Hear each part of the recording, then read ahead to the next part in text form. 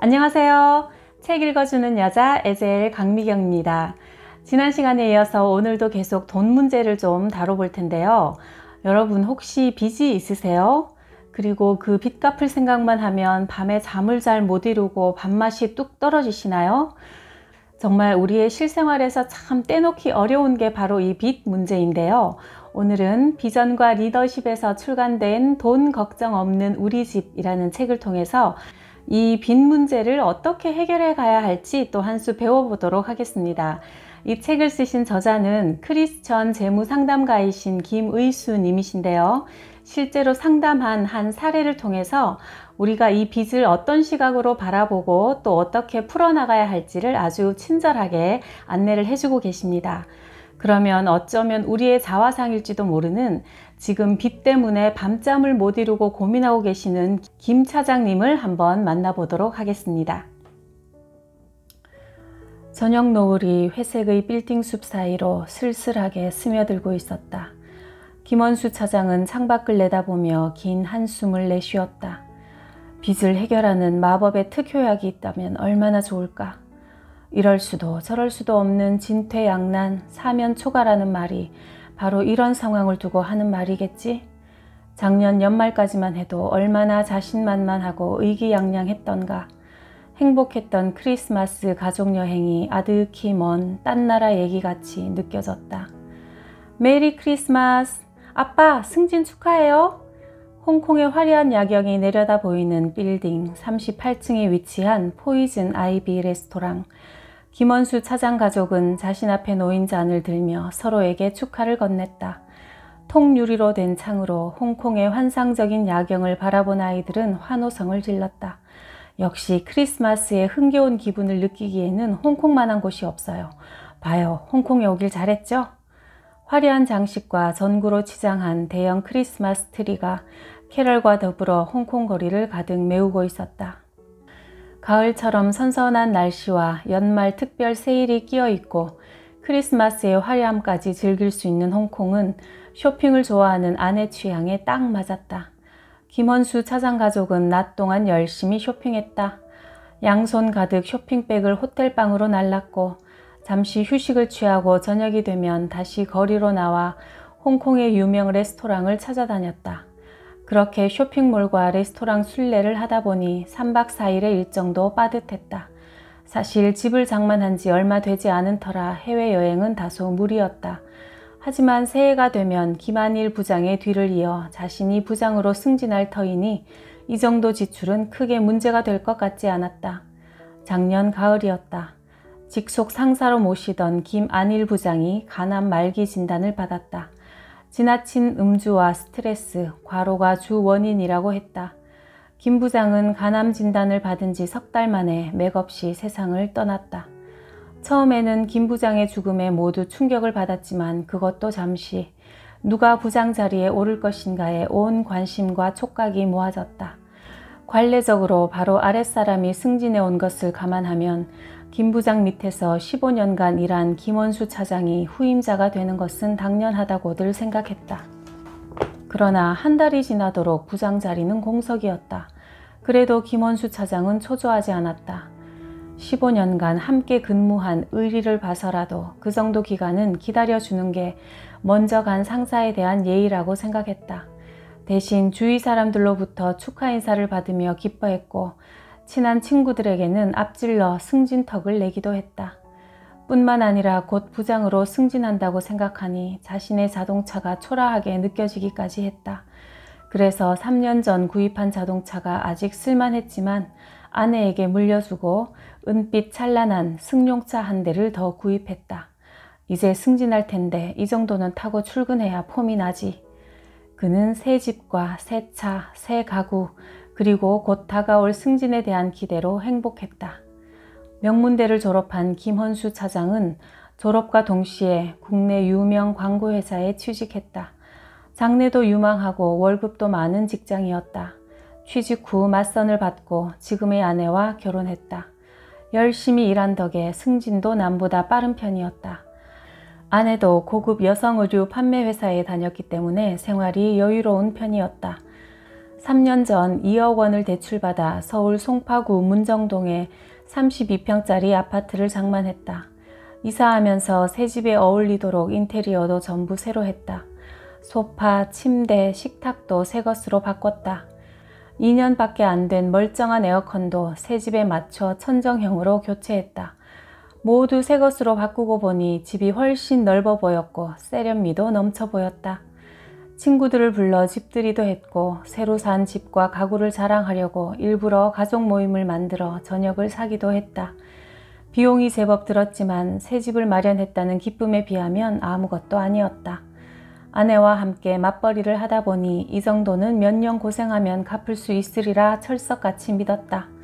김 차장은 집을 구입하면서 2억 원의 주택담보대출을 얻었지만 1억 5천만 집 구입에 사용하고 5천만 원은 주식에 투자했다. 이자가 좀 부담스러웠지만 일단 무리해서라도 집을 사면 대출 이자보다 아파트 값이 더 빨리 오를 거라고 믿었다. 뭐니 해도 가장 쉽게 돈을 버는 길은 부동산뿐 아니던가? 맞벌이니까 월급으로 이자를 갚고 주가가 오르면 몇 년 안에 대출금도 갚을 수 있을 거라고 생각했다. 그러나 기대만큼 돈은 잘 모이질 않았다. 아이들이 성장하면서 교육비도 점점 늘어났다. 특별히 교육열이 높아서가 아니라 부모가 집에 없다 보니 아이들을 학원으로 내돌릴 수밖에 없었기 때문이다. 아파트를 구입한 초기에는 아내와 자신의 수입 중에서 대출 이자와 생활비, 교육비, 부모님 용돈 등을 제하고 한 달에 60만 원을 저축할 수 있었다. 그러나 조금씩 여유가 생기면서 몸은 점점 편안하고 안락한 생활에 젖어들었고 지출은 야금야금 늘어났다. 이따금 줄이려고 해봤지만 더 이상 줄여지지가 않았다. 우리 열심히 일했잖아. 좋은 집에서 좋은 음식을 먹을 만한 자격이 충분히 있다고. 우리가 이 집을 장만하려고 얼마나 열심히 일했어? 이제는 삶의 여유도 좀 즐길 줄 알아야 한다고. 보너스나 성과급이 나오면 가족과 함께 해외여행도 다녔다. 주말에는 소문난 맛집을 찾아다니며 외식도 즐겼다. 내가 이렇게 일하는데 이까짓 옷 한 벌 못 사 입어? 아내 역시 근무하는 매장에서 파는 옷 한 벌 가격이 가전제품 하나 값과 맞먹다 보니 돈에 대한 감각이 무뎌져 갔다. 그래서 언제부턴가 물건을 고를 때 이왕이면 좀 더 나은 것, 좀 더 고급스러운 것을 찾았다. 유기농 저칼로리 우유, 기능성 건강음료, 가격이 2배나 비싼 유정란 등 작은 것에서 시작된 아내의 조금 더 나은 것에 대한 욕구는 거의 모든 것으로 번져갔다. 한 번 높아진 눈은 다시 낮추기가 힘들었다. 그러나 우리는 맞벌이니까 라는 이유로 더 나은 것을 선택하는데 항상 너그러웠다. 이건 한 번 사면 오래 쓰니까 이왕 사는 거 기능이 더 많은 것으로 사야지. 다른 건 몰라도 겉옷은 좋은 걸로 입어야 해. 여자는 구두와 핸드백이 생명이야. 이것만은 명품이어야 해. 아이들도 최신형 핸드폰과 성능 좋은 컴퓨터를 원했다. 김 차장 역시 친구들을 만날 때면 요즘 즐겨 찾는 레스토랑이나 최근 다녀온 해외여행지, 즐겨 마시는 와인 이름이나 손목에 차고 있는 시계 등으로 삶의 질을 은근히 과시하곤 했다. 때로는 수입에 비해 지출이 이거 지나치게 많은 거 아닌가 하는 불안감이 들기도 했지만 아내가 알아서 하겠지 하며 애써 외면했다. 꿈같은 연말연시 휴가를 보내고 새해 첫 출근을 하던 날 김원수 차장은 자신의 귀를 의심했다. 이럴 수가, 내가 승진해서 탈락하다니. 김원수 차장이 승진하리라는 모두의 예상을 뒤엎고 후임자는 다른 기업에서 스카우트해온 사람이었다. 게다가 그 후임자는 다른 사람도 아닌 대학 시절 한때는 막역하게 지내던 2년 후배 강대책이었다. 승진해서 탈락한 것도 억울한데 후배를 상사로 모셔야 했다. 이런 참사가 없었다. 김 차장은 사표를 내기로 결심했다. 자존심을 구기면서까지 후배인 강대책을 상사로 모실 수는 없는 노릇이었다. 김 차장은 이력서를 작성해 다른 일자리를 알아보기 시작했다. 다른 회사에 당당하게 스카웃되면 보란듯이 사표를 내던질 생각이었다. 헤드헌팅 업체를 통해 10곳 이상의 이력서를 제출했지만 2달이 지나도록 연락 오는 곳이 단 한 곳도 없었다. 헤드헌터는 그에게 그동안의 실적과 업무 성과를 구체적이고 객관적으로 입증해달라고 여러 번 요구했다. 김헌수 차장님의 전문성과 실적을 한눈에 정확하게 보여줄 수 있어야 해요. 남들과 다른 나만의 브랜드 가치가 있어야 몸값이 올라가는 세상입니다. 좋은 조건으로 스카웃되고 싶으면 늘 명품이 되어 있어야 해요. 헤드헌터의 말을 들으며 김헌수 차장은 퇴근 후 회식, 동창회 등을 전전하며 저녁 시간을 보내버린 자신이 부끄러워졌다. 명품을 몸에 걸치기만 좋아했지 실상 자기 자신을 명품으로 만드는 일에는 소홀했던 것이다. 왜 나는 지금까지 나를 개발해서 더 좋은 곳으로 가려는 생각을 못했던 걸까? 김 차장은 그제야 강대책 부장이 스카웃된 이유를 알 것 같았다. 강 부장은 자기 관리가 철저한 사람이었다. 회식을 해도 늘 1차에서 끝냈다. 길어질 것 같으면 다음 날 업무에 지장이 있다며 먼저 자리를 뜨곤 했다. 2차, 3차 술자리를 전전하며 거의 매일 술자리를 주선했던 김안일 부장과는 완전히 달랐다. 김안일 부장 스타일에 익숙하던 직원들은 처음에는 강대책 부장을 향해 쫀쫀하다, 답답하다, 재미없다, 인간미 없다며 불평을 해댔다. 그러나 시간이 흐를수록 역시 스카웃해온 이유가 있어 라며 은근히 칭찬했고 일부 직원은 존경하는 태도까지 보이기 시작했다. 여기에 오기 전에도 여러 회사로부터 러브콜을 받았고 재테크 실력도 수준급이라는 소문이 돌았다. 경기 침체가 계속되자 회사는 불황을 돌파하기 위해 직원들에게 기발하고 신선한, 거기다 창조적이기까지 한 아이디어를 강요했다. 강대책 부장은 회의 때마다 다른 사람이 생각하지 못한 새롭고 신선한 아이디어를 쏟아냈다. 그는 고객의 요구에 민감하게 반응했고 그것들을 실용화할 수 있는 창조적인 아이디어를 지치지 않고 내놓았다. 강대책 부장 영입 후 6개월의 시간이 흘렀다. 불황을 이겨내기 위해 구조조정에 들어간다는 소문으로 회사가 온통 술렁거렸다. 소문은 사실이 되었다. 1차로 50명을 감축한다는 공문이 게시판에 붙었다. 1차. 그렇다면 향후 2차 감원 계획도 있다는 뜻이다. 중학생과 초등학생인 두 아이들을 대학까지 보내고 결혼시키려면 그때까지 돈 들어갈 일이 잔뜩인데 만약 회사에서 잘린다면? 비로소 생존의 문제가 절실해졌다. 무기력한 공포가 그를 감쌌다. 평소 퇴직 후의 생활에 대해 전혀 생각하지 않은 것은 아니지만 업무량이 많은 탓에 매일매일 벌어지는 일을 해결하기에 급급했다. 퇴근 후에는 회식이나 접대 모임 등 술자리에 빠지지 않고 참석했으니 이직이나 창업을 진지하게 고민할 시간이 없었다. 깊이 생각해봐야 별 뾰족한 수가 없는 것을 알기 때문에 일부러 외면했는지도 모른다. 과연 내가 정년까지 일을 할 수 있을까? 그의 나이 이제 45세. 그동안 현실에 안주하며 안일하게 살아온 자신이 바보같이 느껴졌다. 위기가 닥치기 전에 미리미리 대안을 준비했어야 하는 것을. 현실을 직시하자 당장이라도 사표를 낼 것 같던 호기는 바로 사라졌다. 대신 구조조정의 칼날을 피하기 위해 납작 엎드려 회사를 위한 충복으로 다시 태어났다. 한때나마 빛났던 실적 때문인지 다행히 구조조정의 칼날은 피할 수 있었다. 대신 그를 비껴간 칼날이 아내를 겨냥했다. 아내가 다니는 의류회사가 매출 부진으로 자금 압박을 견디다 못해 문을 닫게 된 것이었다. 휴, 내가 어쩌다 이런 꼴이 되었을까. 부장으로 승진만 했어도. 자판기 옆 창가에 서 있는 그의 속마음을 들여다보기라도 한 듯 강대책 부장이 다가와 걱정스러운 얼굴로 물었다. 김 차장님, 요즘 안색이 많이 안 좋으신데 혹시 무슨 일 있으세요? 아, 아닙니다. 창밖을 내다보던 김헌수 차장은 당황해서 말끝을 흐렸다.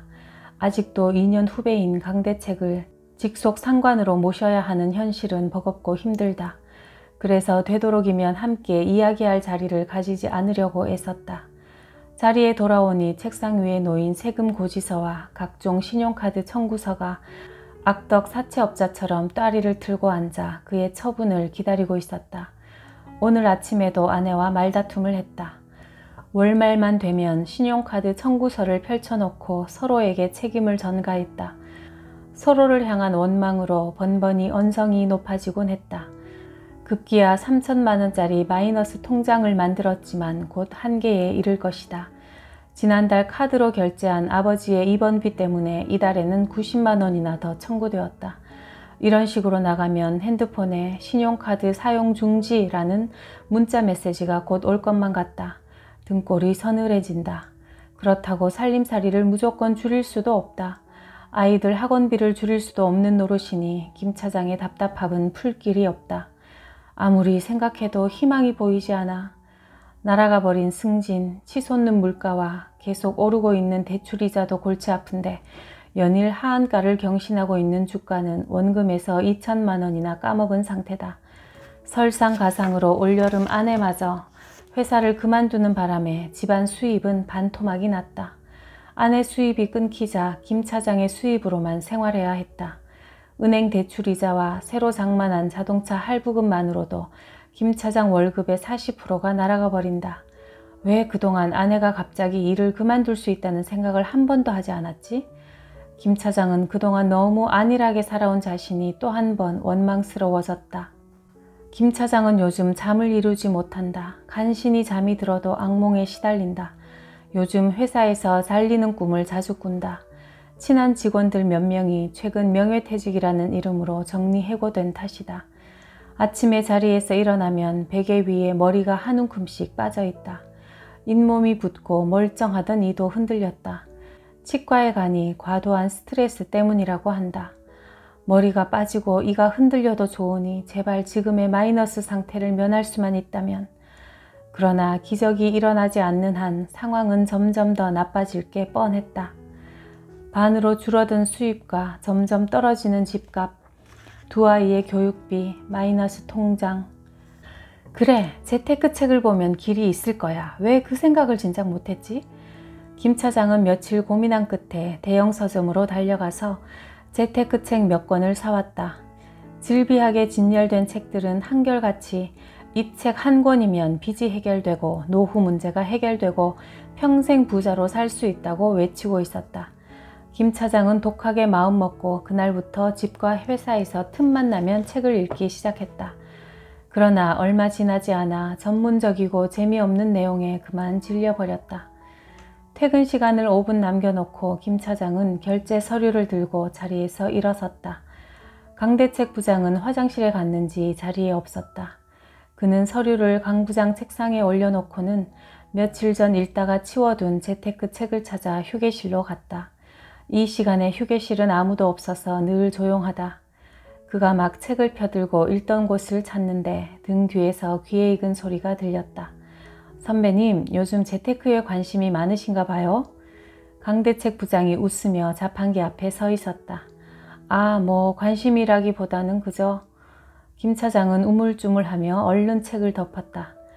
강대책은 단둘이 있을 때면 그를 선배라고 불렀다. 그때마다 그는 강대책에게 존댓말을 써야 할지 반말을 해야 할지 여전히 거북스러웠다. 커피 2잔을 뽑은 강 부장이 한 잔을 김 차장에게 건네며 물었다. 선배님은 한 달 용돈을 얼마나 쓰세요? 글쎄, 정확히는 잘... 김원수는 얼버무렸다. 강 부장이 커피를 한 모금 마시더니 웃으며 말했다. 저도 재테크에 관심이 많아서 그동안 강의도 수없이 들어봤어요. 특별한 비법을 찾느라 책도 여러 권 읽었지요. 그런데 제가 내린 결론은 한 가지예요. 강대책 부장이 잠시 말을 멈추었다. 그리고 커피가 반쯤 담긴 종이컵을 말없이 내려다보았다. 김 차장은 무심한 표정으로 듣는 듯 했지만 속으로는 솔깃한 마음으로 그의 다음 말을 기다리고 있었다. 선배님은 직원들과 점심 식사를 할 때 앞장서서 계산하시죠? 또 회식할 때면 2차도 자주 쏘시잖아요. 부하 직원들에게 이따금 밥 한두 끼 사는 건 무리가 없지만 그런 일이 자주 있으면 그것도 한 달에 20만 원은 훌쩍 넘는 것 같더라고요. 아, 그야 뭐 직원들에게 밥 한 끼 술 한 잔 사주는 게 얼마나 된다고. 재테크의 출발은 절약이에요. 부자는 하루아침에 만들어지지 않아요. 저축 없이는 적은 종잣돈도 만들 수 없으니까요. 워렌 버핏도 1달러를 들고 고민했다고 하잖아요. 1달러의 가치를 소중하게 생각하라는 말이겠죠. 강대책 부장에게서 특별한 말이 나올 거라 기대했던 김원수는 너무도 뻔한 말에 갑자기 불쾌해졌다. 뭐야 이거, 마치 초등학생을 앞에 두고 훈계하는 선생님 같네. 그의 이런 생각을 눈치라도 챈 듯 말을 마친 강대책 부장은 테이블 위에 놓여있는 주식으로 100억 버는 법이라는 책에 한동안 시선을 주고 있었다. 우리 같은 월급쟁이가 부자 되는 방법은 딱 한 가지예요. 수입의 반은 무조건 저축하고 지출은 최대한 줄이는 거죠. 그것도 제대로 못하면서 주식이나 부동산으로 돈 벌겠다고 생각하면 몸에 해로운 음식을 먹으면서 건강하길 바라는 것과 마찬가지예요. 그거야 누가 모르나? 그러나 그것도 쉽지 않고 우리 같은 서민들이 돈 좀 모으려면 이거 말고 다른 특별한 수가 있어야 말이지. 김원수는 또 한 번 길게 한숨을 내쉬었다. 3년 전에 사둔 주식에서 원금을 2천만 원이나 까먹은 사실이 또다시 떠올랐다. 그는 이왕 말이 나온 김에 체면불구하고 용기를 내어 자신이 처한 상황을 강대책 부장에게 털어놓았다. 창피하긴 했지만 재테크 실력이 뛰어나다고 소문난 그에게 어떤 비법을 듣고 싶었다. 그에게는 남들이 모르는 무슨 특별한 비법이 있어 보였다. 휴, 그래서 내가 지금 이러지도 저러지도 못하는 처지가 되었다네. 그가 말을 마칠 때까지 묵묵히 듣고 있던 강 부장이 이윽고 무겁게 입을 열었다. 선배님, 재테크 책 한두 권 읽는다고 재정 상태가 좋아지거나 변화되지 않아요. 책 몇 권 읽어서 바로 실천할 수 있는 비법이 있다면 얼마나 좋겠어요. 하지만 병이 한 가지 원인으로 생기는 거 보셨어요? 경제적 어려움도 한 가지 요인 때문에 생기지 않아요. 가정의 재무 상태에 대해 막연히 잘 되겠지 하는 무계획적인 생각과 일단 사고 싶은 것은 사고 보는 소비 생활, 누가 부동산으로 돈 벌었다 하면 나도 그렇게 해야 한다는 강박관념, 가족끼리 가정의 경제 문제에 대해 대화하지 않는 것들이 총체적으로 모여서 재정적 질병을 낳게 되니까요. 그렇지만 지금 당장 뭘 어떻게 바꿀 수 있겠어? 빚을 해결하는 마법의 특효약이 있다면 또 모를까? 나는 당장 돈을 벌 수 있는 방법이 필요한데 그러자면 부동산이나 주식밖에 없는 것 같아서. 펀드나 주식 투자는 전체적인 가정의 재무 상태를 점검한 뒤에 신경 써도 늦지 않아요. 그 전에 우리 가족에게 꼭 필요한 것이 무엇인지, 지금 얼마나 벌고 얼마나 쓰는지, 빚이 얼만지, 어떤 돈이 언제 얼마나 준비되어 있어야 하는지 파악하는 것이 첫 번째 단계예요. 그런데 사람들은 이 과정은 생략하고 무작정 재테크 지식만 습득하려고 해요. 그런데 솔직히 말해서 재무 상태를 똑바로 들여다보기가 두려워서 말이야. 혼자서 들여다볼 용기가 없다면 전문가를 찾아가서 재무 진단을 한번 받아보세요. 환자가 병을 고치려면 의사의 진단을 받아야 하잖아요. 혼자서는 엄두가 안 나면 재무 진단을 받는 것도 좋은 방법이에요. 혈압이다, 암이다, 병명만 확인하면 치료할 수 있는 길이 열리는 것처럼 현재 상황에 대한 진단만 나오면 방법도 찾을 수 있을 거예요. 그때 강 부장의 핸드폰이 울렸다. 사장실에서 찾는 전화였다. 그가 자리에서 일어나며 말했다. 선배님, 너무 걱정하지 마세요. 어떤 경우에도 답은 있으니까요. 창밖은 이미 어두웠다. 어둠이 도시 전체를 까맣게 물들이고 있었다. 갑작스레 추워진 날씨에 사람들은 어깨를 잔뜩 웅크린 채 종종 걸음으로 행선지로 향하고 있었다.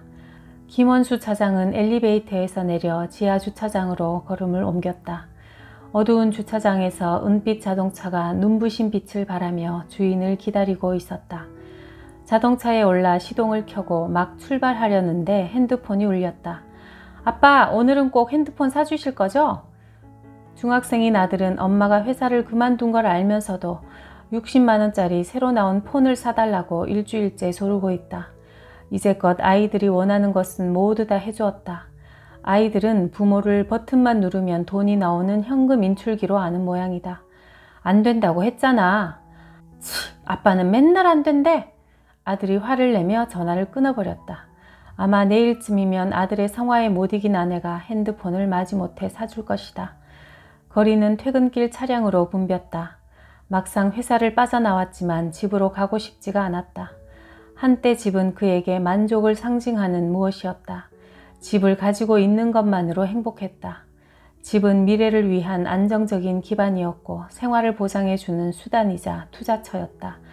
그러나 이제 김 차장에게 집은 더 이상 평화와 안전을 보장해주는 휴식처가 아니었다. 아내의 실직과 반으로 줄어든 수입, 점점 늘어나는 사교육비 등이 평화로운 가정을 위협하며 쓰나미처럼 밀려오고 있었다.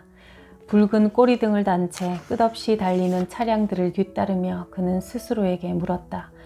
지금 내 인생은 과연 어디를 향해 달려가고 있는 걸까? 김헌수 차장 부부가 나를 찾아온 것은 3년 전 봄이었다. 김 차장 가정의 재무적 질병이 깊어진 뒤였다.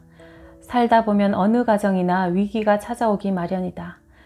한순간이 잘못되면 파산으로 치달을 수 있다.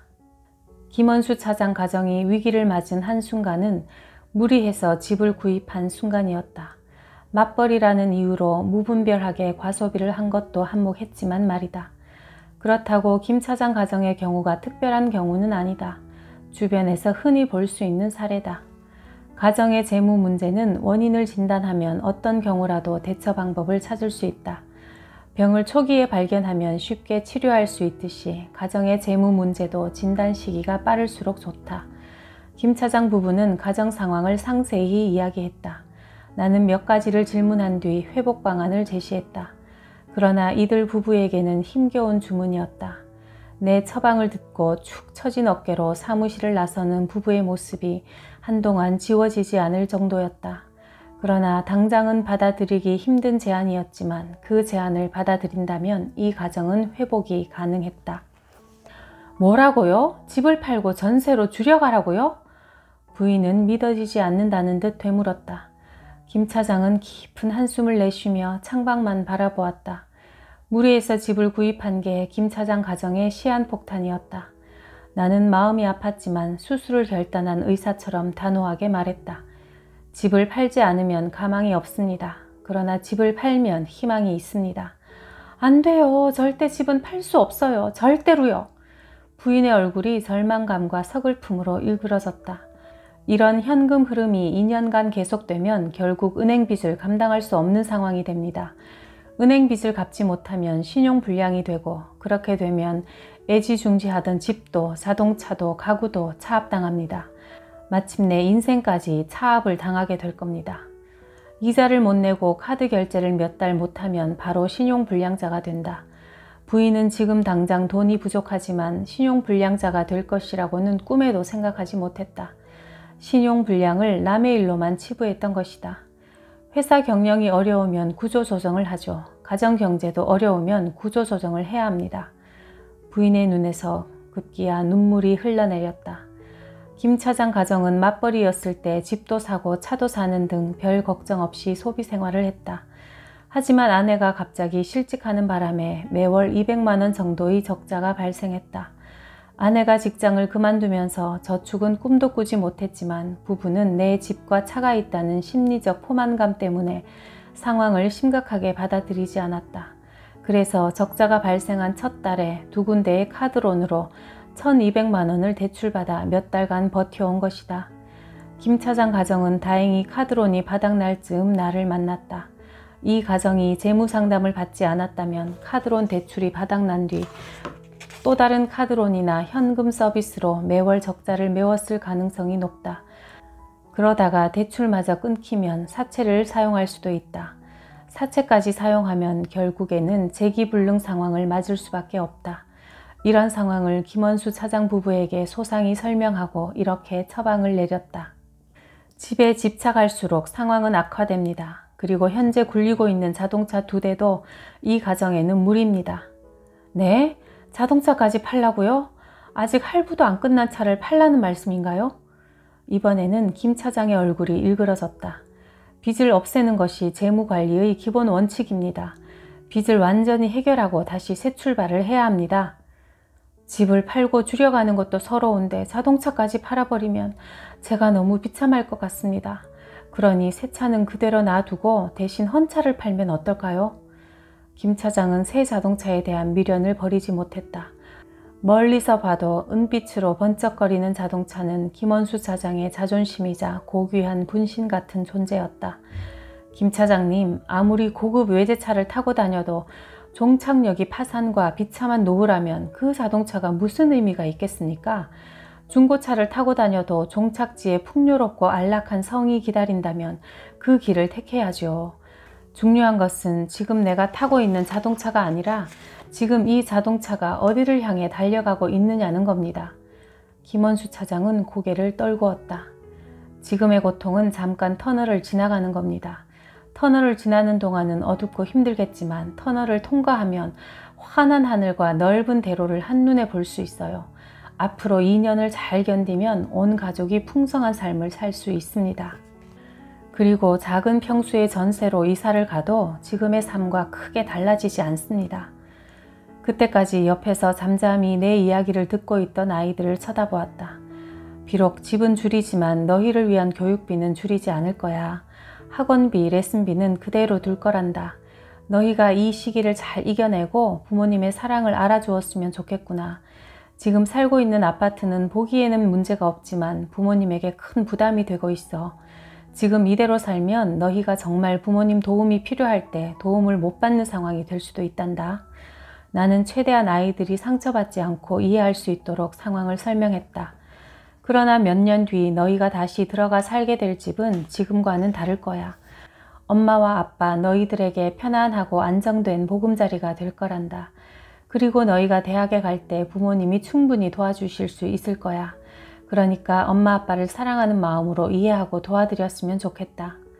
아이들도 울고 부인도 울었다. 그러나 이 눈물은 절망과 슬픔의 눈물이 아니라 희망과 서로에 대한 감사의 눈물이었다. 비록 두려웠지만 위기 앞에서 온 가족이 사랑으로 교감하는 순간이었다. 가정의 재무 상황에 대해 이야기할 때 자녀들도 반드시 동참해야 한다. 그래야 공감대를 형성할 수 있다. 부모와 자녀가 공감대를 형성해야만 자녀들이 상처받지 않고 부모를 이해하고 나아가 기꺼이 협력할 수 있다. 가령 김원수 차장의 아들이 무리하게 비싼 핸드폰을 사달라고 요구할 때 형편이 되지 않는데 사주는 것은 어렸을 때부터 경제적인 질병을 키우는 것이다. 자녀들이 어리더라도 가정의 경제 사정을 자세히 알려주어야 한다. 아이들이 부모가 해줄 수 있는 것과 없는 것을 구분할 수 있으면 상처받지 않고 변화에 적응할 수 있다. 뿐만 아니라 어릴 때부터 건강한 소비 습관을 들일 수 있으며 나아가 부모와의 사이도 좋아진다. 그래서 크고 작은 재무적인 결정을 할 때는 아이들까지 온 가족이 참여해야 한다. 김원수 차장 가정은 이사를 했다. 32평에서 24평으로 집을 줄이다 보니 정리할 짐도 많았다. 먼지를 뒤집어 쓴 채 베란다에 방치된 러닝머신과 사놓고 거의 사용하지 않은 자전거, 처음 한두 번 외에는 빵을 구워본 적 없는 제빵기, 안방에서 자리만 차지하고 있는 안마의자, 그리고 백화점 세일 기간에 싸다고 무턱대고 사들인 옷들, 계절이 바뀔 때마다 홈쇼핑에서 구입한 침구와 자질구레한 부엌용품과 가정용품들도 많았다. 특히 김 차장 부인은 대형마트에서 하나 사면 하나 더 주는 1+1 상품에 약했다. 필요하지도 않으면서 충동구매로 산 물건들이 싱크대, 옷장, 신발장, 베란다에 넘쳐났다. 아이들 물건도 마찬가지였다. 며칠을 사달라고 조르다가도 막상 사주면 몇 번만 사용한 운동기구들이 베란다 창고에 쌓여 있었다. 인라인 스케이트와 스노보드, 여기저기 굴러다니는 농구공과 야구용품들, 책상 서랍에는 한 번도 사용하지 않은 노트와 계산기, 필기도구, 전자사전 등으로 빈틈이 없었다. 네 사람은 그제서야 온 가족이 얼마나 무분별하게 물건을 사들였는지 깨달았다. 이사하는 날 부인은 기어이 참았던 눈물을 터뜨렸다. 분명 희망이 있었지만 막상 이사하니 몇 달은 힘들었다. 부인은 어쩔 수 없이 처분한 가구, 집에 대한 집착을 그때까지도 버리지 못했다. 지금 그 집을 안 팔았더라면. 이곳은 교통도 너무 막히고 슈퍼에 없는 것도 많아요. 제과점 빵도 맛없고 과일도 싱싱하지가 않아요. 애지중지하던 은빛 자동차를 판 김 차장 역시 의기소침했다. 친구들조차 만나기 싫어했고 헌 자동차를 타고 다니기가 창피해서 지하철로 출퇴근을 했다. 하지만 김 차장 가정이 32평 아파트를 팔고 24평 전세로 이사간 뒤 매월 적자였던 월 가계 수지는 흑자로 돌아섰다. 우선 매월 150만 원 정도 지출되던 주택담보대출이자와 마이너스 대출이자의 지출이 없어졌다. 또 부부가 각각 몰고 다니던 2대의 차 중 김 차장이 몰고 다니던 새 차를 팔자 매월 나가던 차량 할부금도 없어졌다. 거기다 주거 생활비를 30만 원에서 20만 원으로 식비에서 10만원, 김 차장의 용돈에서 10만원을 줄였고 보장성 보험료로 57만원씩 납입하던 것을 27만원씩으로 조정했다. 그러자 매월 200만원 이상 적자였던 가계 수지가 매월 53만원의 여윳돈이 생기는 것으로 바뀌었다. 김 차장의 가정은 겉보기에는 가난해졌다. 그러나 속이 알차졌다. 그리고 자산이 모이고 있다. 가난해졌지만 부자가 되는 길로 들어선 것이다. 어떤 수술이든 수술 후 회복하기까지 고통과 인내가 뒤따른다. 재무관리도 마찬가지다. 수술 후 완치할 때까지는 통증을 이겨내면서 꾸준히 치료도 받고 올바른 식습관과 운동으로 건강을 유지해 나가야 한다. 가정의 재무관리도 일회적인 처방으로 끝나지 않는다. 계속 관리를 받으면서 생활 습관을 어떻게 변화시키느냐가 관건이다. 어떠세요? 여러분 가정의 재무관리에 조금이나마 도움이 되셨나요? 이 책의 뒷표지에 보니까 재무관리, 돈이 아니라 사람에게서 시작한다 라고 아주 의미심장한 구절이 쓰여 있네요. 요즘 사실 교회 안이나 신자들의 가정에도 하나님 자리에 돈이 앉아 있는 안타까운 현실을 자주 보게 되는데요. 우리가 돈에 끌려다닐 게 아니라 하나님께서 우리에게 맡겨주신 이 귀한 재물을 잘 관리하고 다스려서 주인이 원하시는 선한 이윤을 많이 남기는 그런 착한 청지기의 삶을 살게 되기를 바라는 마음으로 읽어드렸습니다. 다음 시간에도 재미있고 유익한 책으로 찾아뵐 테니까 기대 많이 해주시고요. 여러분의 사랑 가득한 구독, 댓글, 좋아요에 깊이 감사드립니다. 점점 날씨가 무더워지고 있는데요. 건강 조심하세요.